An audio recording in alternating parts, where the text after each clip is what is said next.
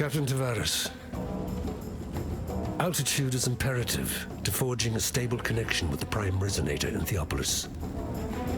Power source is equally vital. Locate a fissure in the mountainside and lower a conductive cable into it. The deeper, the better. It will take an immense amount of thaumaturgical energy to execute the successful disintegration and transmission of objects, both inanimate and animate, between Highgate and Theopolis. For that kind of power, we must tap the origin. I needn't remind you of the consequences should either of those elements prove deficient. That is why I would like you, Tavares, to be the first.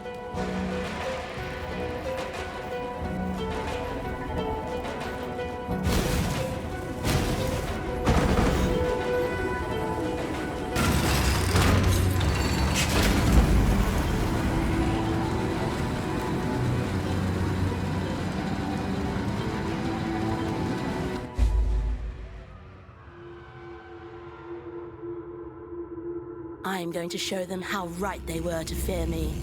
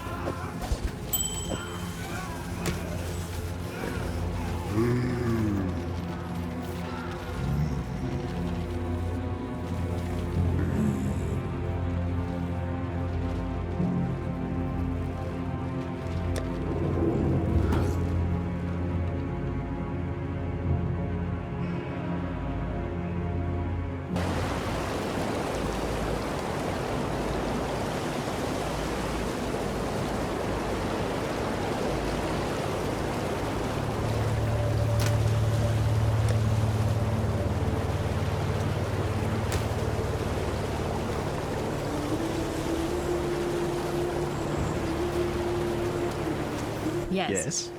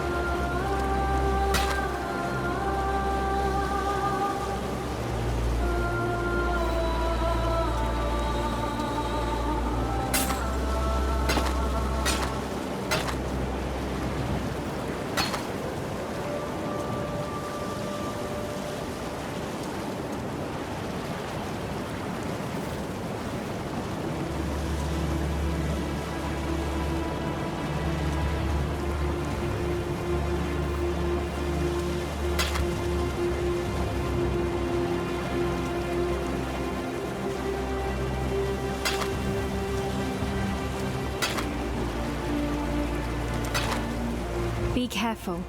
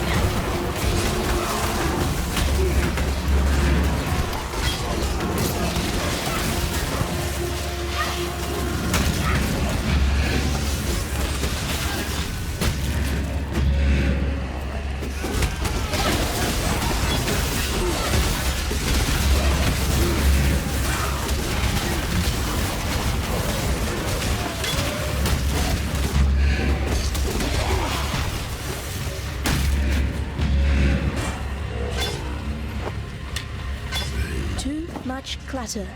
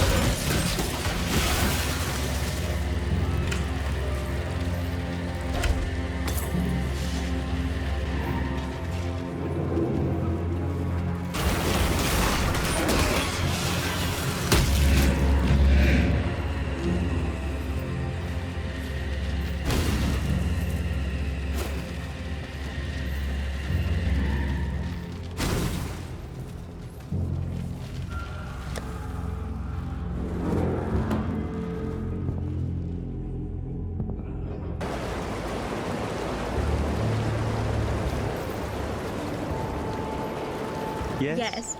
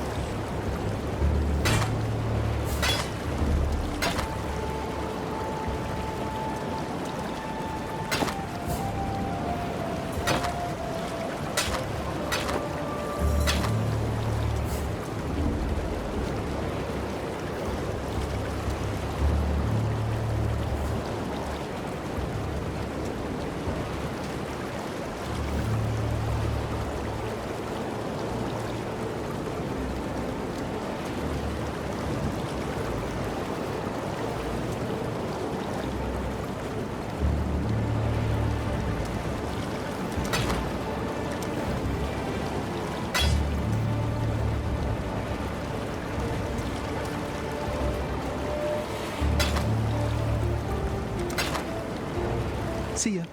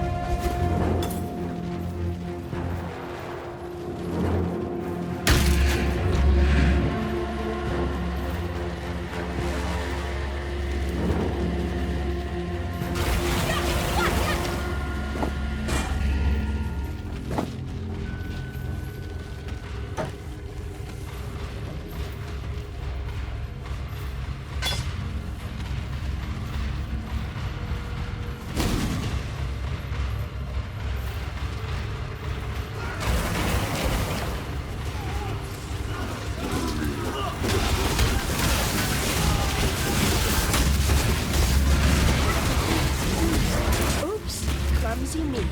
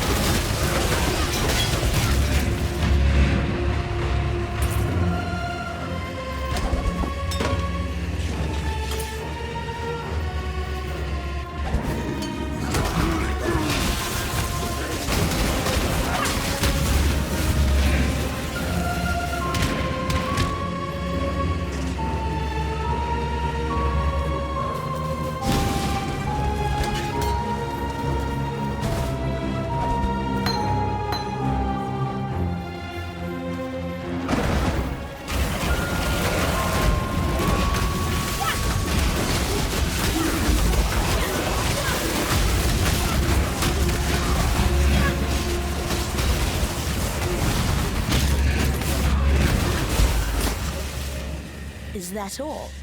I expected so much more.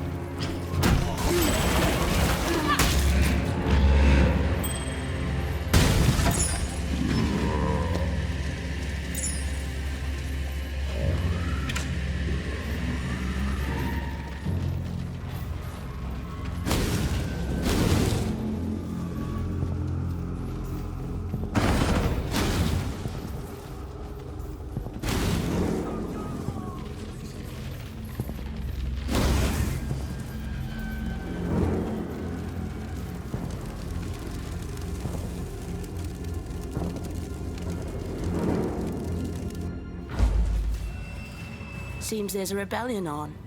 How quaint.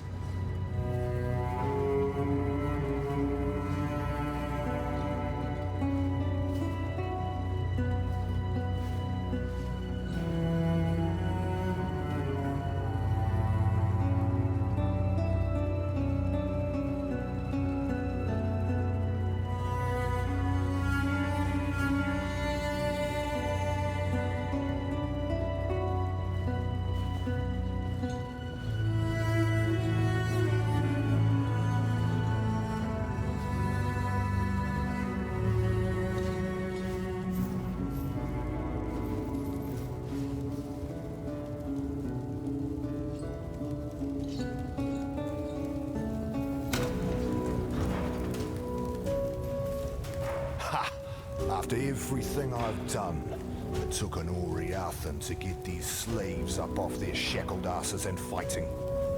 I guess the Templar should have treated their lessers better than their slaves, eh? Well, I'm not about to turn down a gift from Kitava.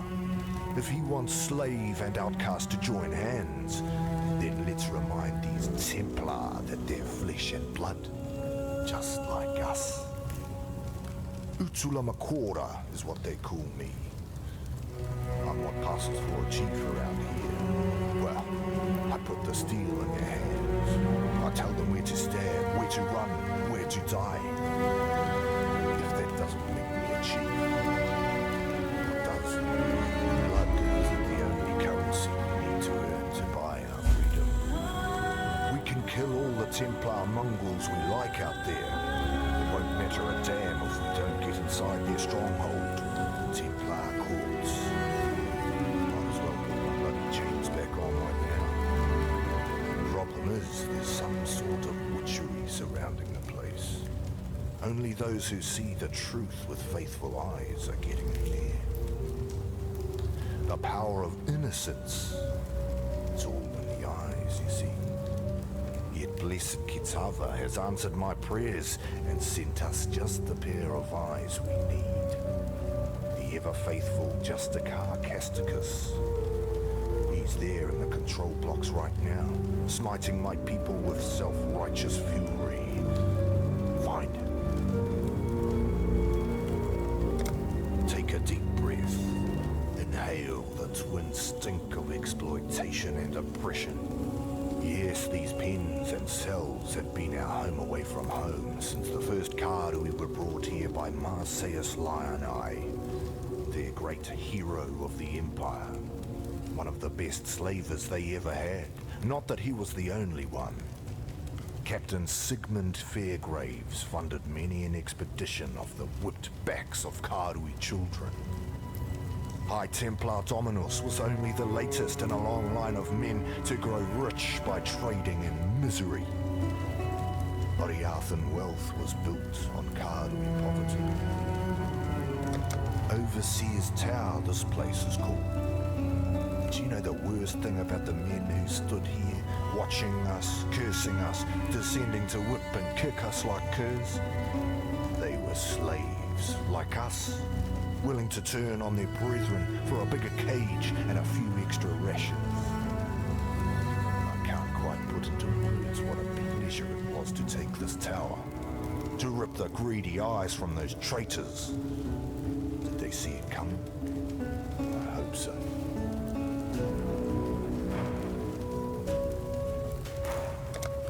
Well, I know his other names. The Black Spirit, the Cannibal King, the Ravenous One. He was all of those things before Tukohama slashed out his eyes, before Valakor drowned him in the sea, before Hinekora whipped him and condemned him to immortal darkness. Kitava has learned from the suffering inflicted upon him, learned what cruelty is from his own flesh and blood, learned what it means to be a slave. Now he hungers for freedom, not merely for himself, for all of us who have suffered under whip and shackle. Kitava, old Red Eyes. He's been quiet for a long time, just like Kitava and Tukohama, all of the old gods. Now innocence has woken up, and with him, power like I've never seen the Templar wield before. It's all right though. We slaves, we've got our own god looking out for us now. I can see him in the eyes of my brothers and sisters, smell him in the blood we've spilled, hear his call in the screams of the fallen. I don't rightly know where the gods have been or what's brought them crawling back, nor do I really. There's two parts to the Templar, the grim face and the spotty ass. Out front you've got the Templar courts, usually the last place our Hatungor see if they're stupid enough to preach their craft within a Templar's hearing. Oriath's woodmongers must do a roaring trade with that place. When the wind blows right, you can even smell the aroma of barbecue blasphemer from here. The arse end, that's the Chamber of Innocence. It's where the real earnest believing gets done. Where the young Templar go to pay their respects to God Almighty and get the good sense baptized out of their heads. I've not seen the inside of the chamber myself, but you can feel it from over a block away. Like there's an eye in your gut, peering through your insides, looking for even the tiniest stain of sin. With Dominus away at Rayclast, someone had to keep the wheels of oppression turning. Avarius was only too happy to take the job. He had plenty of practice already. It was Avarius who led some of the largest and most crippling raids upon the Ngāmakanui and the Ngākura McCoy. It was on his orders that men, women and children were shackled and shipped like cattle to Theopolis. And it was Avarius who spent 5,000 Karui lives building his Templar court and his Chamber of Innocence. Who had wives and daughters scrub their husbands' and fathers' blood from the stones so as to preserve their purity. When you meet Avarius, Talakura. An exile returned. How is that even possible?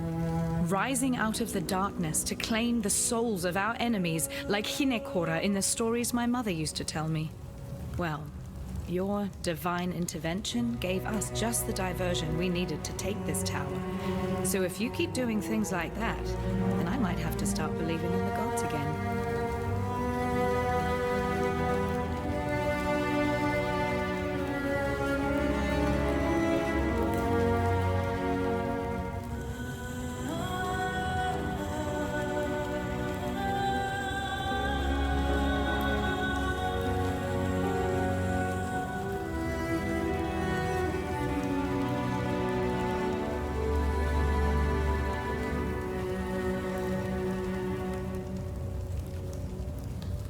And thank you for finishing off that last overseer for us. I don't know what sort of mother could have birthed that land-loving whale, but we were lucky he wasn't here when we took this tower. He'd have spread us across the floor like butter on a piece of bread. Here, take something for helping us in this hopeless fight of ours.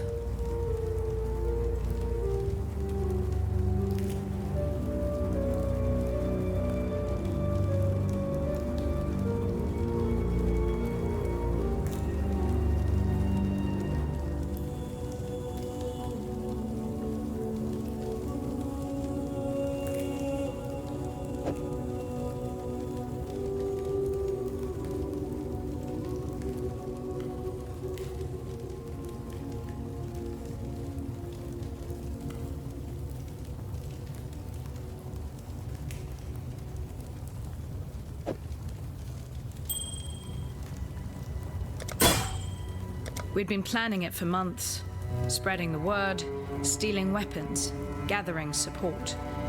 Utula and his followers did most of the dirty work. I just carried a few messages here and there. Should have known I'd end up like this when the real fighting started.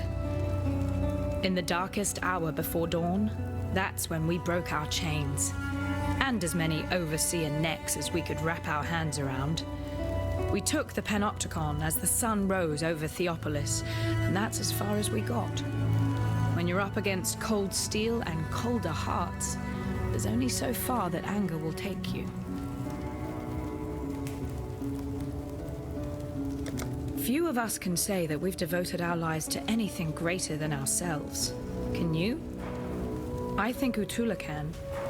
Since the day I met him, I've seen Utula do nothing that wasn't in the service of his people. He's a smart one. He could have escaped. He could have sailed off to Namakanui and never looked back. Yet there he stands, our herald of freedom. I might die of this wound, yet I'd be giving but a fraction of what Utula has to honor the Karui way.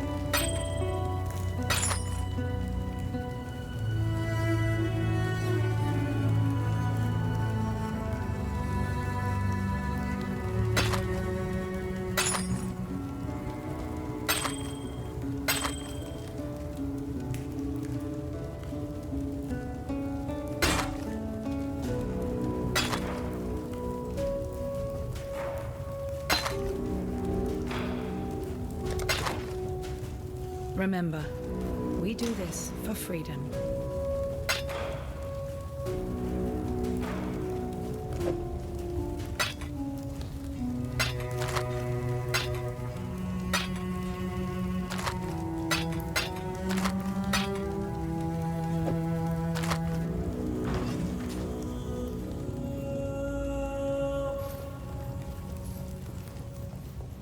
Unlike these assorted ignorami, I'm not surprised to see you here. The beast is dead, all thanks to you, I suppose. I was listening to the beast's death rattles when these lunatics broke in, wrecked the place, and dragged me here to tend to their cuts and bruises. Thankfully, I was able to bring some of my paraphernalia with me. The balance of power is shifting in your favor, O murderer of nightmares. If I am in possession of anything that might smooth the transition of governments, don't hesitate to ask. You'll find my terms quite reasonable. Some time ago, I fabricated a device able to sense and amplify the corrupt murmurings of Rayclast, a miasmeter. I listened to those whispers for years, lingering beyond sane comprehension. And then the scream. Such profound agony that my mind was nearly sundered by its percussion. I thought another cataclysm might be upon us. But no, it was you, slaying the beast. I was witness to a singularly potent cadence. This corruption, I am convinced that it holds the very key to our human history, and with it, our very existence. Yet without the miasmeter, Some time ago, I fabricated a... In contrast to the company she keeps, Lani has quite an astute mind. I put it down to that Oriathan education she's managed somehow to procure. Whilst quelling whatever resistance you might meet in this noble coup of yours, you'd be well advised to look to Lani for counsel. She'd make the finest of advisors, second only to myself, of course. Utula might appear to conduct himself with honesty and honor, yet has all the telltale signs of a desperate man born of desperate times. As the cornered animal will bite and claw, the cornered man will lie, steal, and murder in the name of survival. It's understandable, and deadly if underestimated.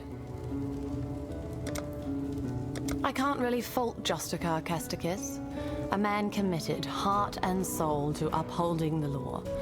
Of course, law isn't the same thing as justice, and men like Casticus lack the imagination necessary to make that distinction. Avarice, innocence. I'm not sure there's a great deal of difference. Around the time I heard the beast's mortal scream, the newly appointed High Templar Avarius went through something of a revelation. The manner in which he speaks and acts now would indicate that he believes, without doubt, that he is some earthly embodiment of God. That's faith for you.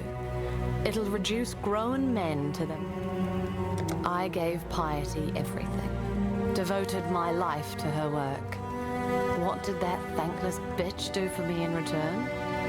Left me here to polish her beakers while she pursued glory and Rayclast. Oh, you killed her, did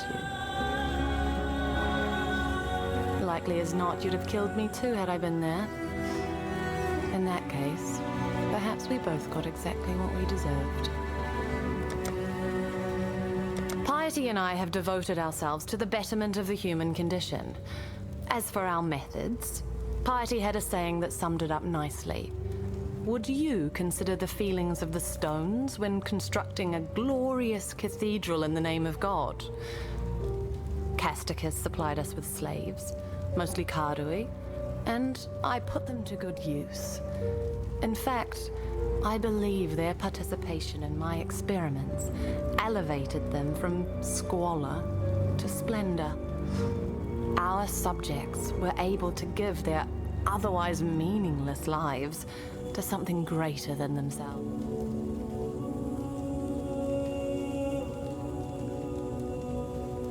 Farewell.